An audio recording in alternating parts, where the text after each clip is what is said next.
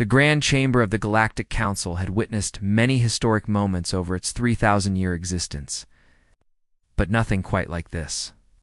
Ambassador Heian stood at the speaker's platform, his hands clasped behind his back, his expression calm as a still pond. Behind him, the empty seats where other human diplomats usually sat told their own story. The chamber held representatives from 47 species, and every single one of them was watching the lone human with varying degrees of curiosity, amusement, or irritation. Heian had been speaking for exactly 12 minutes. His voice never rose, never wavered, never showed the slightest hint of emotion.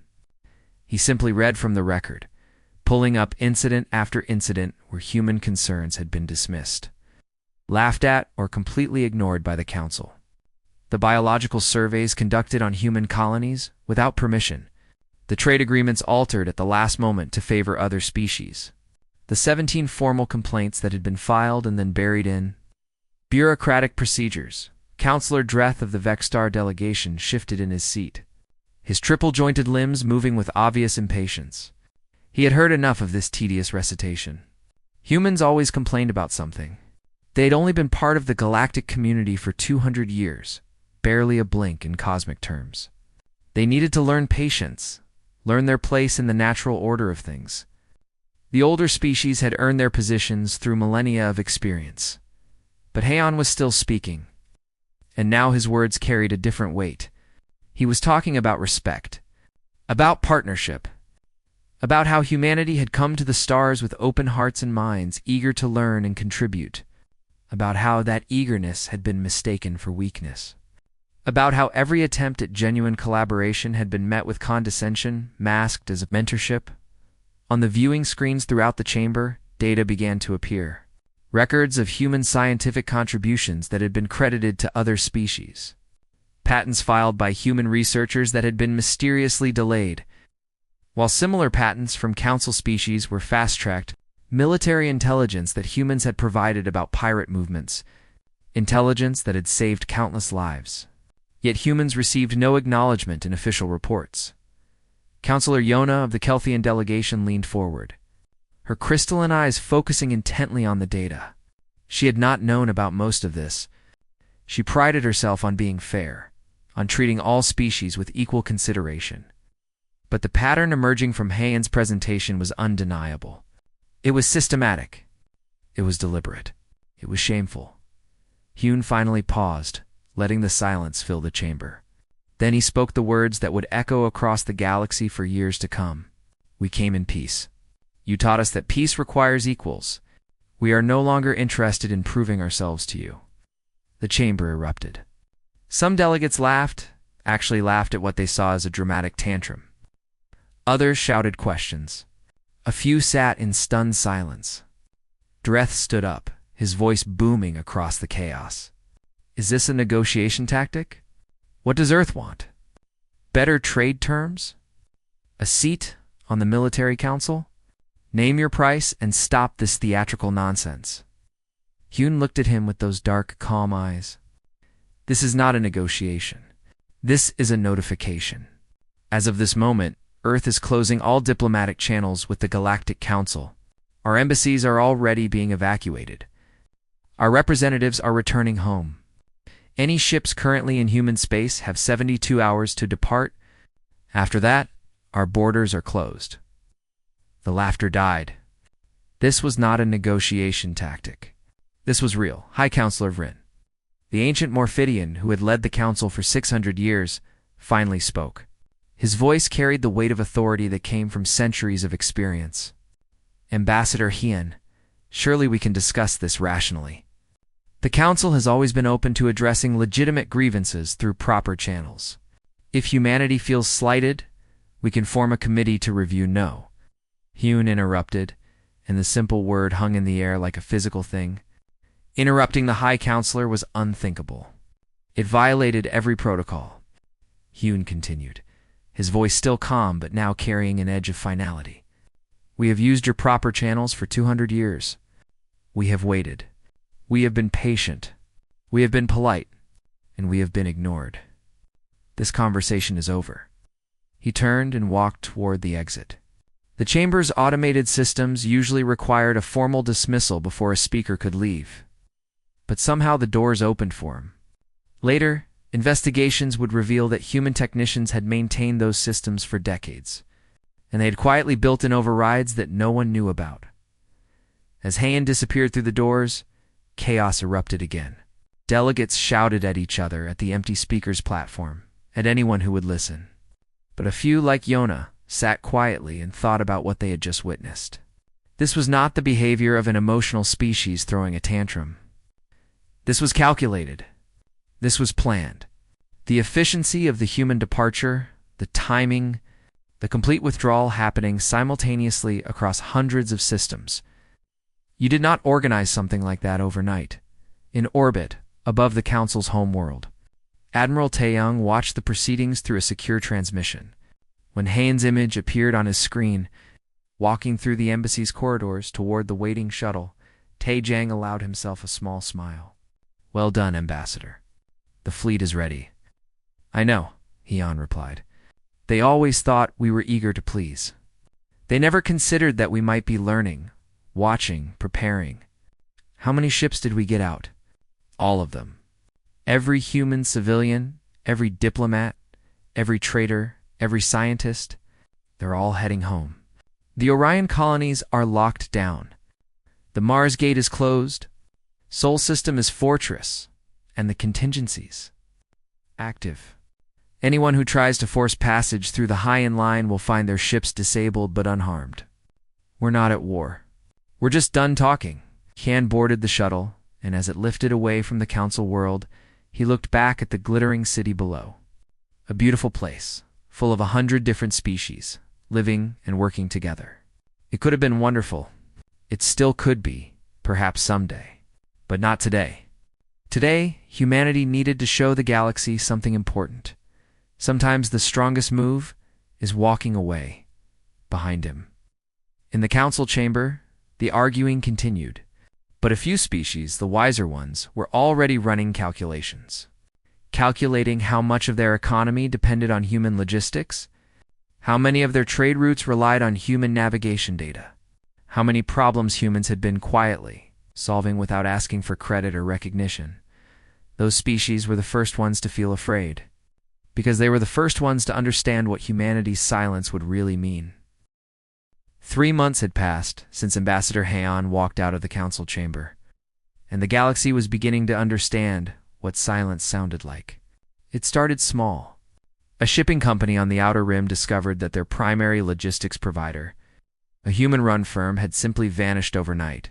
Their warehouses were empty, their ships gone, their contracts void. The company scrambled to find alternatives and found that every human business had done the same thing. All at once, like birds fleeing before a storm. On the research station orbiting Kelthus Prime, scientists woke up one morning to find that 30% of their staff had disappeared. All the humans. Every single one. They had left notes, polite and professional, thanking their colleagues for years of collaboration. But they were gone, and with them went expertise that nobody had realized was so crucial. The quantum field studies ground to a halt. The biological research programs lost their most innovative thinkers. The engineering department could not figure out how to maintain equipment that human technicians had been quietly keeping operational for years. Counselor Yona stood in the empty laboratory, where Dr. Juwan had worked for 15 years. The equipment was still there, but none of Yona's remaining staff knew how to operate half of it. Juwan had always made it look easy, had always been happy to help. Yona had never thought to ask G1 to train others, had never considered that one day all that knowledge might simply walk away. On her communication device, messages were piling up. Other research facilities across Kelthian space were reporting the same problem. Humans had been everywhere, contributing to everything, and now they were nowhere. Yona began to feel something she had rarely experienced in her long life. Genuine fear. Not fear of violence or war, but fear of consequences. Fear that her species had made a terrible mistake and was only now beginning to understand how terrible the Heian line, as it was being called, was not a physical barrier. There were no walls, no weapons platforms visible on scanners. It was simply a boundary, an invisible edge around human space, and anyone who crossed it without permission found themselves politely but firmly escorted out. Several species had tried to force the issue. A Vexstar military patrol decided to enter human territory to demonstrate council authority. Ships made it exactly 3 light minutes, past the boundary before every system on board shut down. Simultaneously, they drifted in space. Life support still working, but everything else dead. No weapons, no engines, no communications. They sat there for 6 hours in the dark before human ships appeared, towed them back across the line, and simply left without saying a word. When the Vexstar ships crossed back into council space, their systems came back online as if nothing had happened. There was no damage, no permanent effects, just a clear message: you are not welcome here anymore. Counselor Dreth had been among the first to laugh at humanity's departure. Now he was sitting in his office, staring at economic reports that made his stomach turn. Vexstar trade was down 40%. 40% in just 3 months. His aides kept telling him it was temporary, that the market would adjust, but Dreth was beginning to suspect otherwise. Humans had been the intermediaries in hundreds of trade deals. They had been the translators, the negotiators, the ones who somehow made incompatible species find common ground. Without them, deals were falling apart. Ancient rivalries were resurfacing. Species that had barely tolerated each other with humans as buffers were now refusing to trade at all. And there was something else. Something the intelligence reports were whispering about, but nobody wanted to say out loud. Human colonies were not just surviving behind their closed borders. They were thriving. Sensor data from long-range probes showed construction on a massive scale, shipyards, factories, installations that had never been registered with council databases. It was as if humanity had been building a parallel civilization right under the council's nose. And nobody had noticed. Yona had noticed. She had started digging through old records, cross-referencing human industrial reports with actual sensor data when such data was available. The numbers did not match. Humans had been reporting only a fraction of their actual industrial capacity. They had been playing a careful game, showing the council just enough to seem compliant, while keeping their true capabilities hidden. Why? Why hide your strength if you were not planning something? But that was the question from the old way of thinking, the way of thinking that assumed everyone wanted to dominate everyone else. Yona was beginning to understand a different answer. Humans had hidden their strength because they knew the council would fear it. They had hidden it because they wanted to be accepted as partners, not viewed as threats. They had spent 200 years trying to prove they could be trusted. And the council had spent 200 years proving that trust was not on offer. On a small trading station in neutral space, a human woman named Buar was having coffee with a Kelthian merchant. Bora had refused to leave when the evacuation orders came. She had lived on this station for 20 years. It was her home. She had friends here, a life here, and she was not about to abandon it just because politicians were being stupid. The Kelthian merchant, an old friend named Seth, was asking questions. "Do you know what they are planning? The human government?"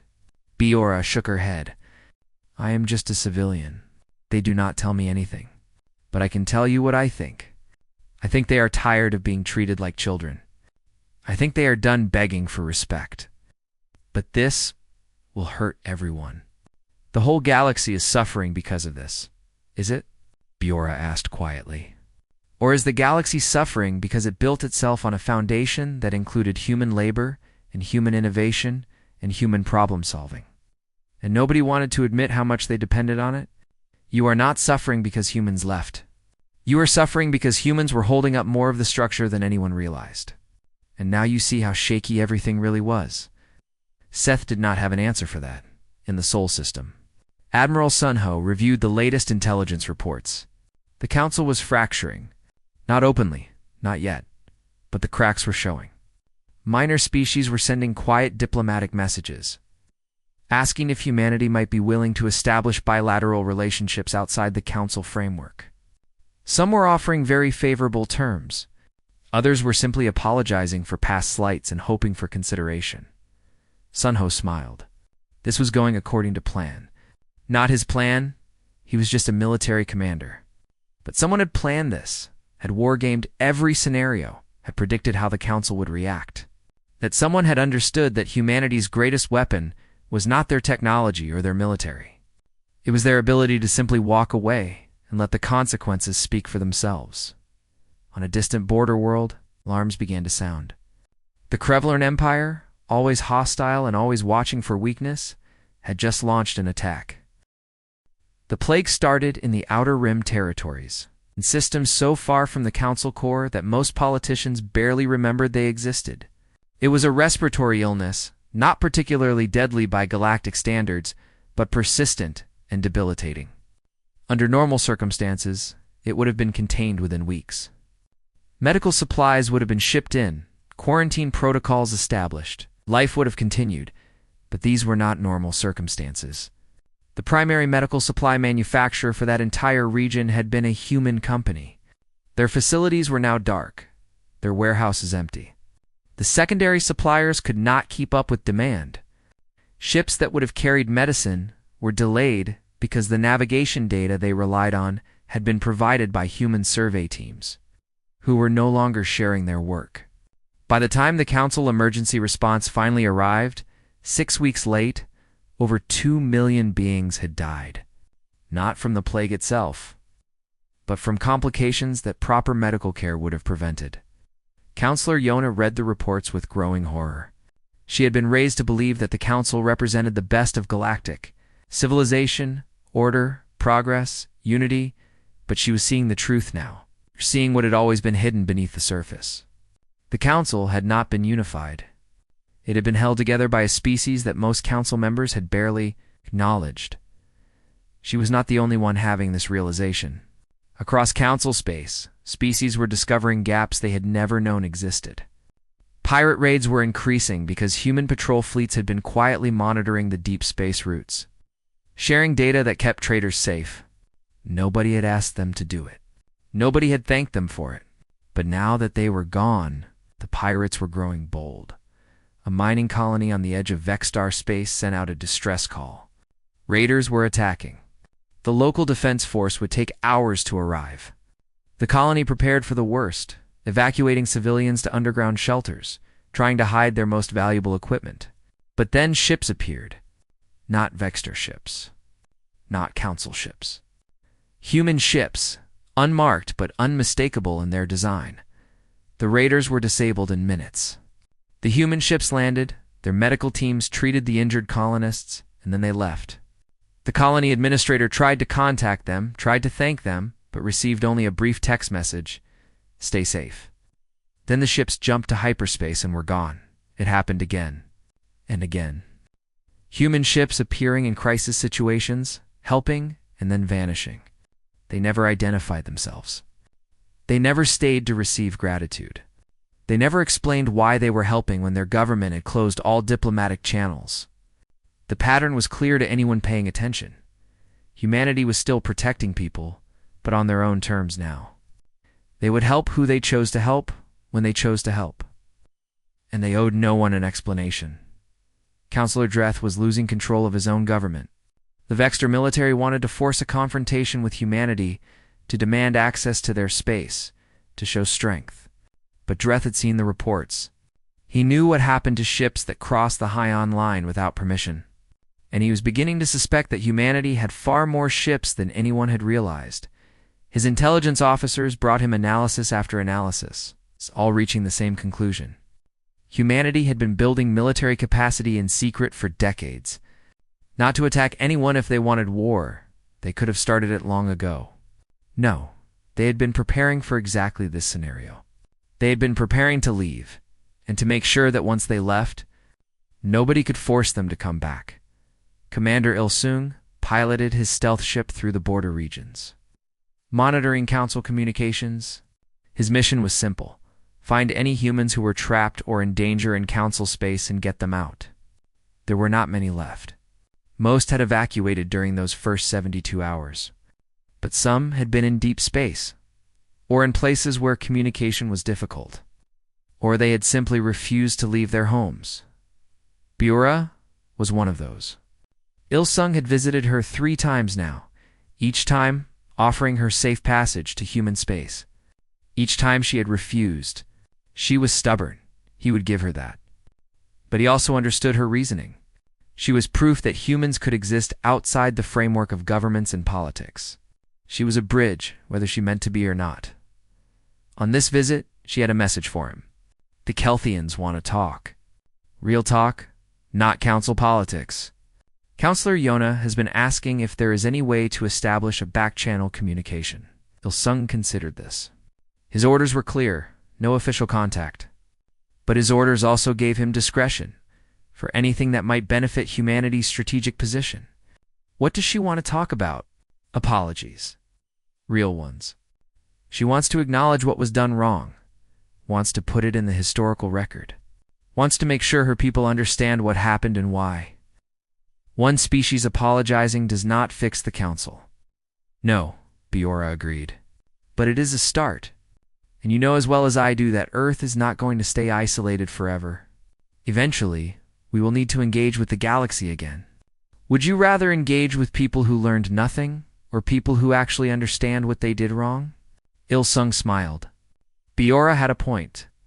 I will pass the message along. But I cannot promise anything, I know. Just pass it along. The Krevlorn Empire was preparing for their largest offensive in a century. They had been watching the council fracture. They had seen the weakness. They had calculated that this was their moment to seize the territory they had always coveted. Their fleet gathered in the dark spaces between stars, 2,000 warships ready to strike at the heart of council space. What the Krevlorn did not know was that their fleet was being watched. Human surveillance satellites, so small and so stealthy that no one had detected them, were tracking every ship movement. The data flowed back to human space, where analysts studied it and made predictions. Admiral Taeyang looked at the projections and made a decision. They will attack the Viridian system, he said. It is symbolic, heavily populated, and poorly defended. The council fleet cannot possibly respond in time. His second officer nodded. Do we warn them? Taeyang thought about it. The old him, the one who had believed in the council, would have sent the warning immediately. But he was different now. They all were.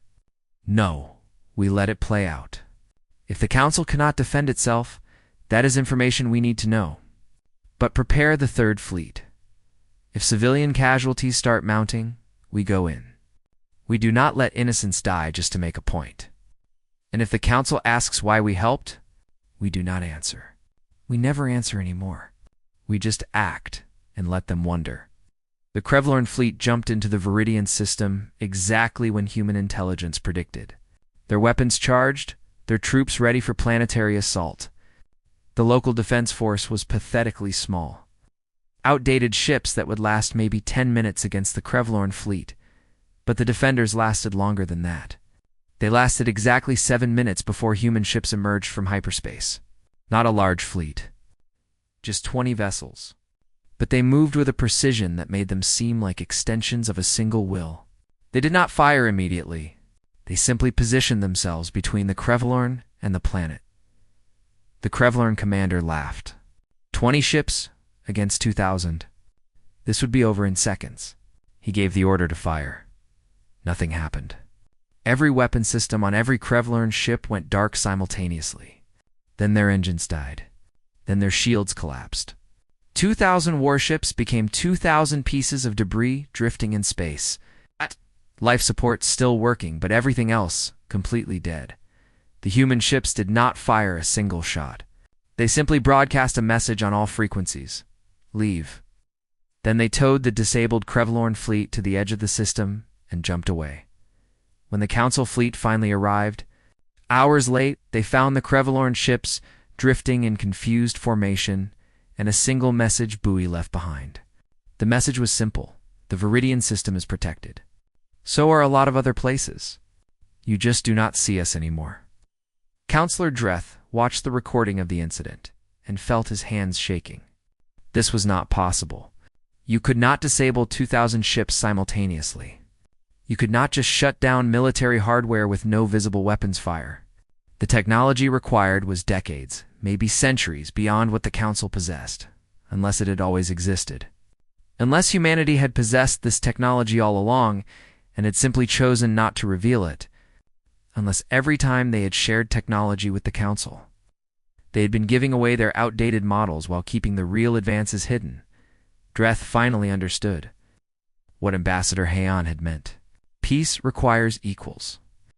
The Council had never seen humans as equals because the Council had been blind to what humans actually were. And now, with their eyes finally open, all they could feel was fear. 9 months into the silence, and the Galactic Council was eating itself from the inside. High Counselor Vren called the emergency session to order, but half the delegates were not even paying attention. They were arguing among themselves, shouting across the chamber, blaming each other for the disaster that kept unfolding. The Vexstar delegation blamed the Kelthians for being too soft. The Kelthians blamed the Vexstar for being too arrogant. The minor species blamed everyone with power.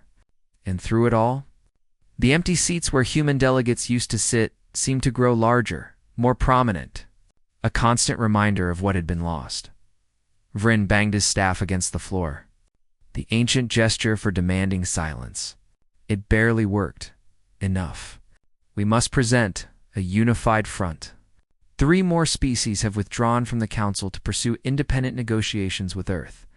If this continues, there will be no Council left to save. Counselor Yona stood up. She had been preparing for this moment, gathering evidence, building her argument. Perhaps the Council does not deserve to be saved. Not in its current form. The chamber went silent. You did not say such things. You did not question the fundamental legitimacy of the Council itself, Yona continued, her voice steady.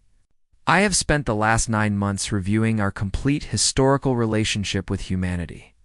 Every interaction, every decision, every moment where we had the choice to treat them as equals or as inferiors. And what I found disgusts me. We were systematic in our disrespect. We were careful to always keep them at arm's length. We used their innovations and took credit for them.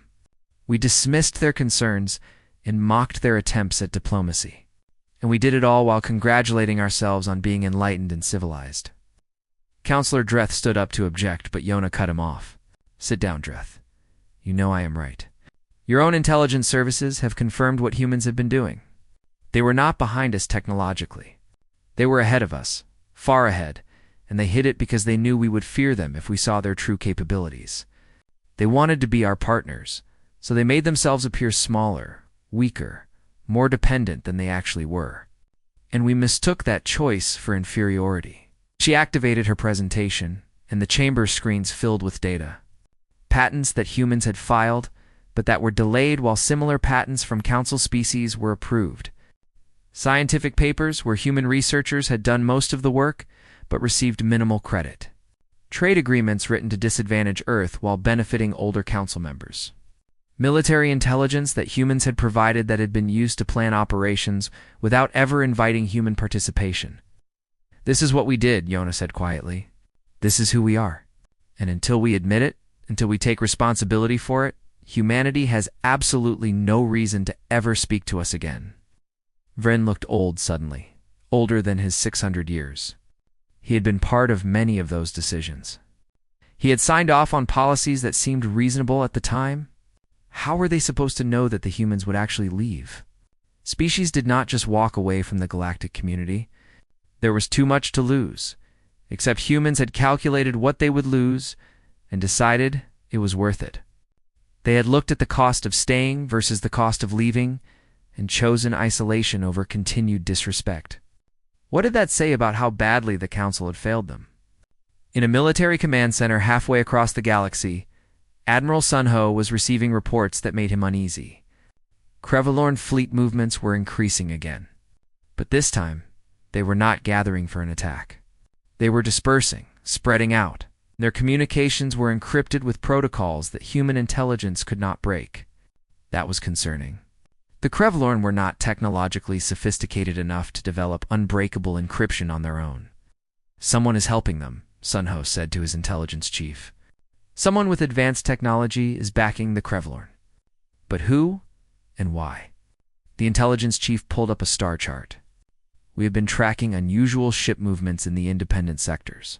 ships that match no known configuration.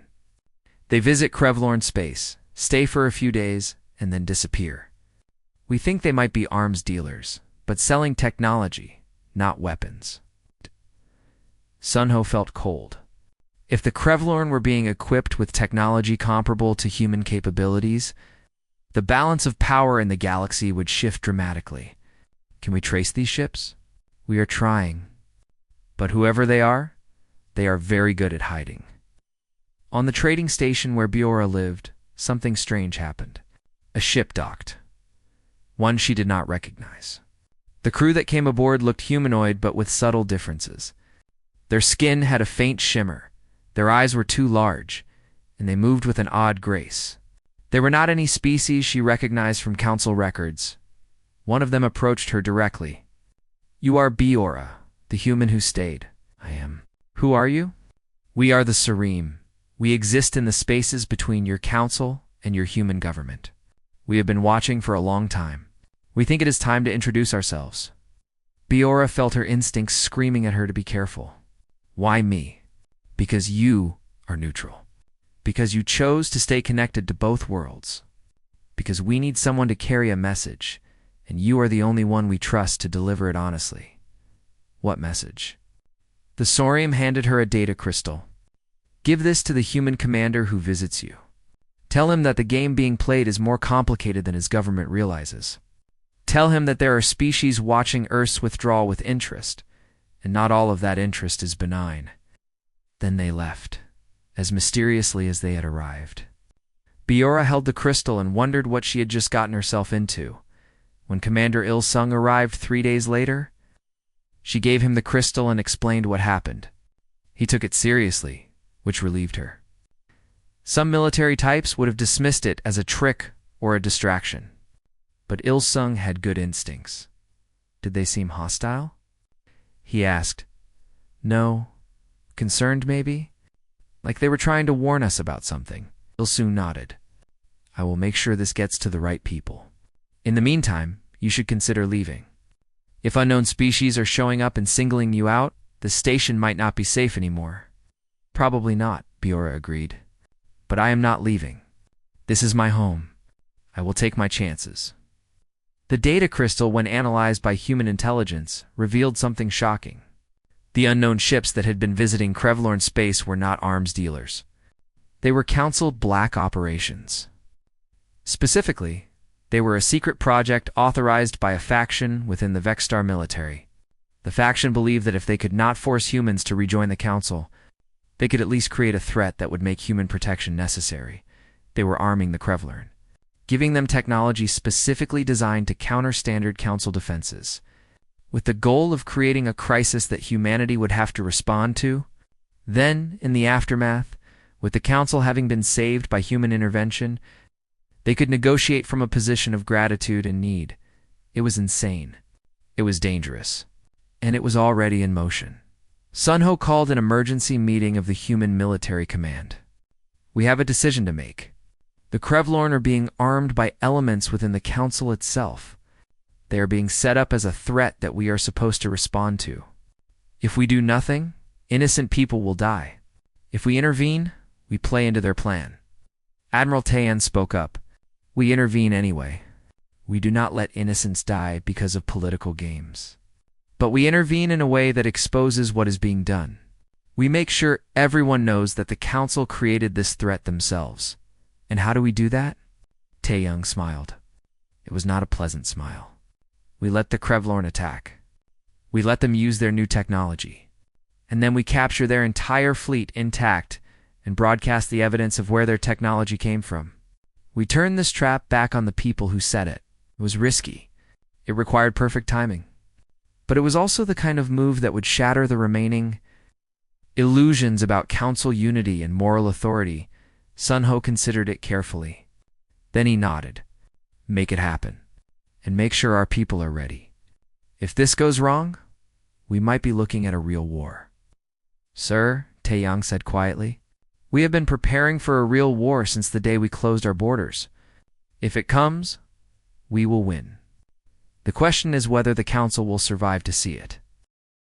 12 months after Ambassador Hayne walked out of the council chamber, the galaxy watched as the largest battle in a century unfolded above the industrial world of Talos 7.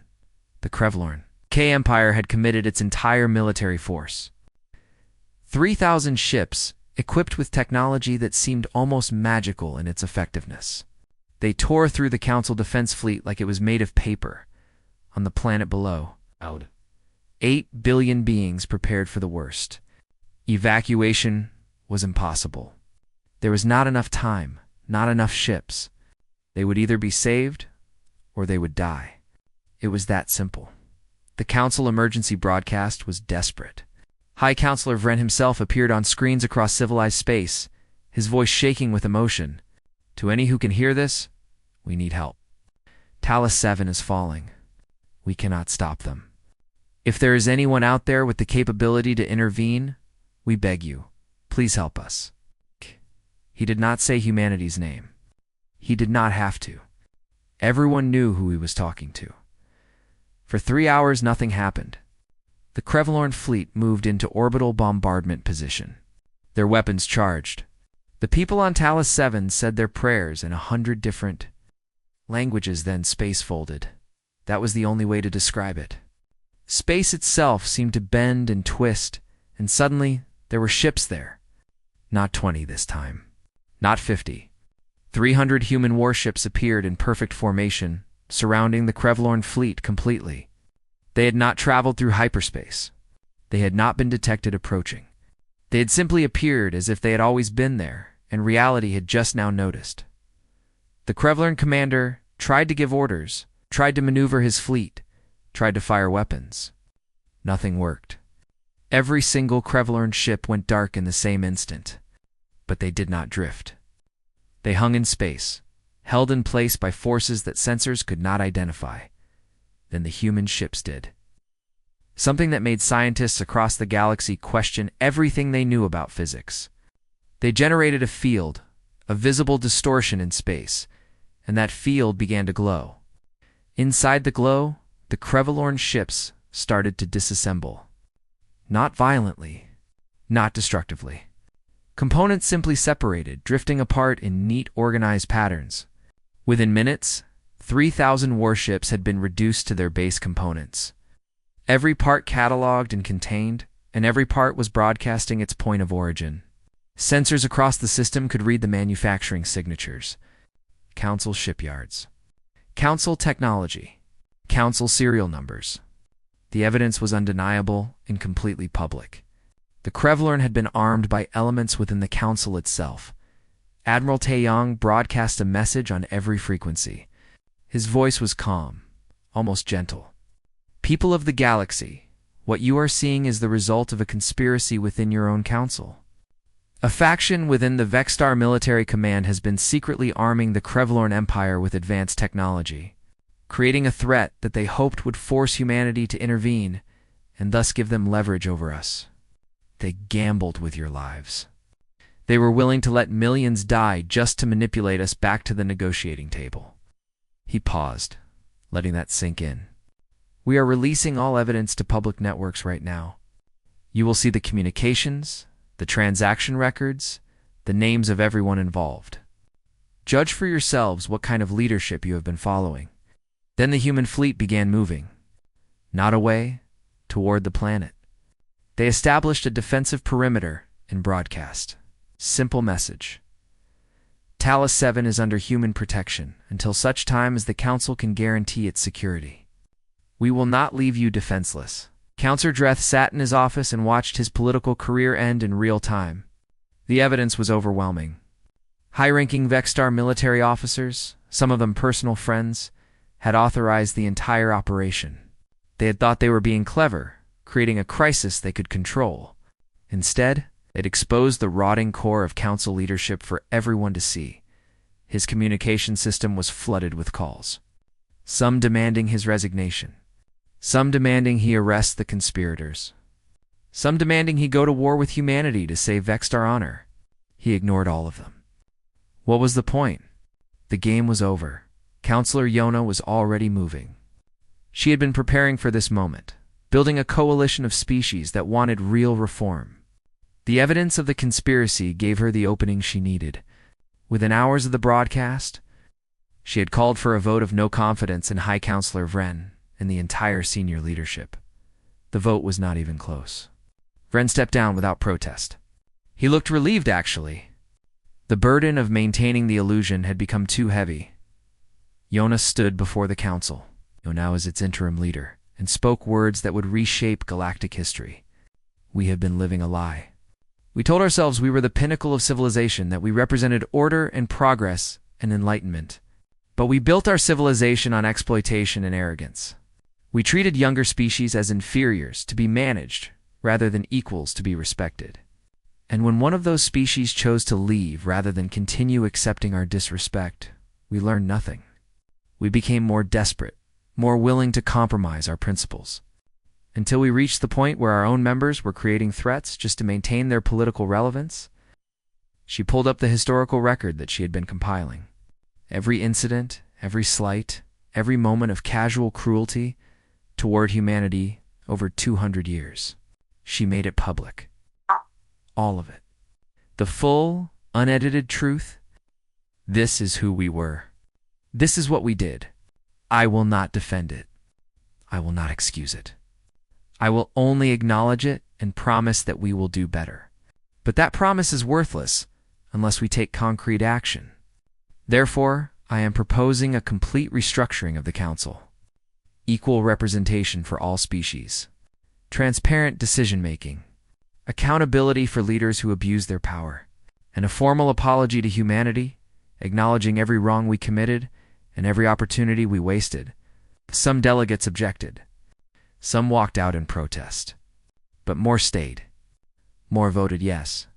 More chose the painful path of reform over the comfortable path of continued denial. On the human space station orbiting Earth, Ambassador Heian watched the proceedings with Admiral Sunho and several other key leaders. They had been expecting some kind of response after the Talos 7 incident, but this was more than they had anticipated. She is actually doing it, Sunho said, sounding surprised. Yona is actually tearing down the old system. Yuna nodded slowly. The question is whether the new system will be any better. Words are easy. Institutional change is hard, so what do? We watch. We wait. And we start having quiet conversations with the species that voted for reform. Not negotiations. Just conversations. Feeling out whether they actually understand what they did wrong, or if this is just another political strategy. You really do not trust them at all anymore, do you? Trust is earned, Han replied. They spent 200 years proving they could not be trusted. If they want to rebuild that trust, they will need to spend at least that long proving they have changed. But I am willing to give them the chance. That is more than they gave us. On the trading station, Biora received a message from Commander Il-sung. It was brief. You were right.